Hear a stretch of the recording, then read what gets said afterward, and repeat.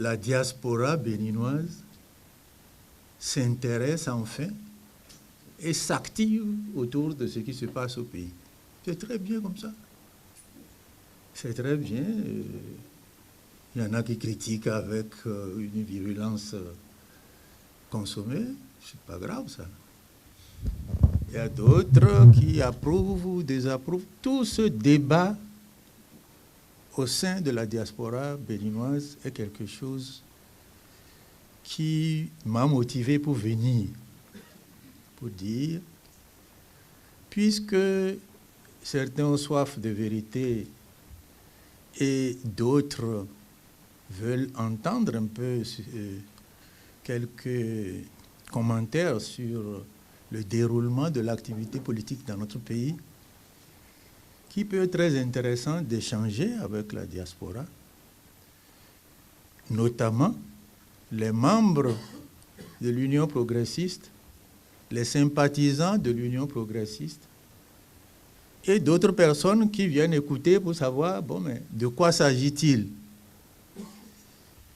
C'est vrai, nous avons tenu des élections législatives dans un climat crispé, et ceci parce que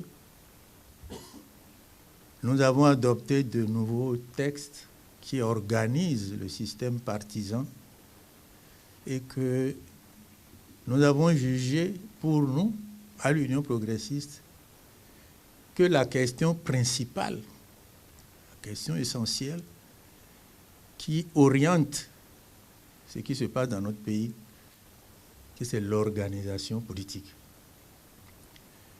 Le diagnostic sur ce qui se...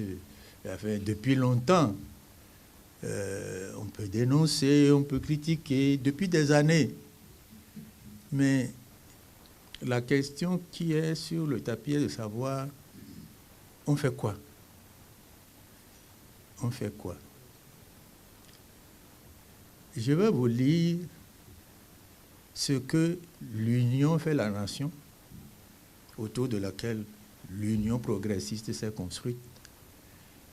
Ce que l'Union fait la nation a dit en juillet 2012. Voici ce que nous avons écrit. Pour l'Union fait la nation, la source principale des maux qui empêchent une saine gestion de notre pays et son progrès économique et social est l'incapacité des forces politiques nationales à constituer des organisations politiques suffisamment fortes et cohérentes pour donner un contenu réel et concret à notre indépendance, à notre souveraineté et à notre option pour la démocratie. De telles organisations qui disposeraient d'une base sociale étendue, à l'inverse de groupes régionaux, sont seules capables de définir et de mettre en œuvre une politique de développement et de satisfaction des besoins de la majorité des Béninois. Leur absence n'a pas permis de former des leaders politiques aguerris et compétents, pouvant conduire les actions de façon cohérente dans la durée, en phase avec les réalités de notre temps. Voilà la base 2012, ce que nous avons écrit.